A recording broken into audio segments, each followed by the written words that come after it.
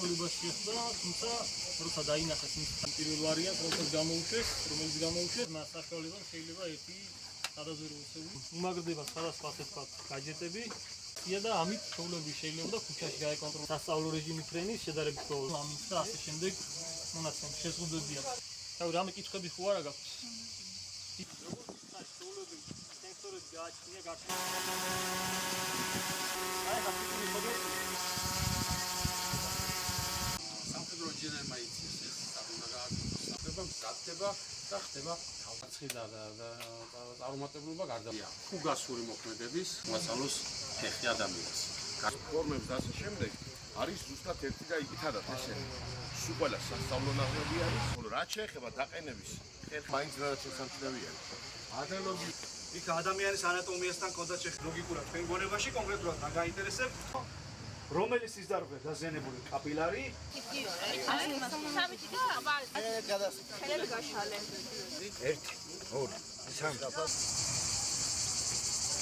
დღეს გავიარეთ სამედიცინო, საინჟინრო და დრონების მომზადება. ყველაზე მეტად მომეწონა სამედიცინო მომზადება, რადგან იყო საინტერესო და მომავალში ვფიქრობ, რომ ძალიან გამომადგება, რადგან პირველად დახმარება ყველა ადამიანისთვის აუცილებელია. ჩემი ინიციატივა იყო, ძალიან მინდოდა აქ წამოსვლა და ზოგადად ყველას უშევ ჯარის ბანაკს, იმიტომ რომ აქედან ძალიან ბევრ ახალ თავგადასავლებს გაიტანენ, ძალიან ბევრ ახალს ისწავლიან და ძალიან ბევრ მეგობარსაც გაიჩენენ და მოეწონებათ.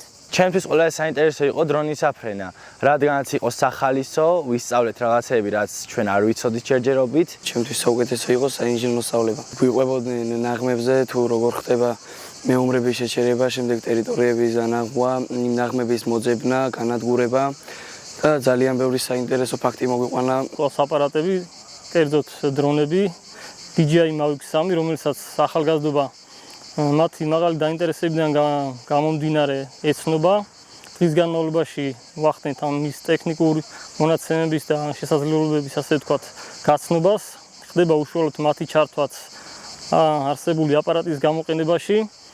მსგავსი ასე ვთქვათ პრეცედენტი წელს ხდება ისე და ისე ახალგაზრდებიდან წამოსული ინტერესის გამო. აღნიშნული მეცადინეობები ძალიან მნიშვნელოვანი არის ბავშვებისთვის.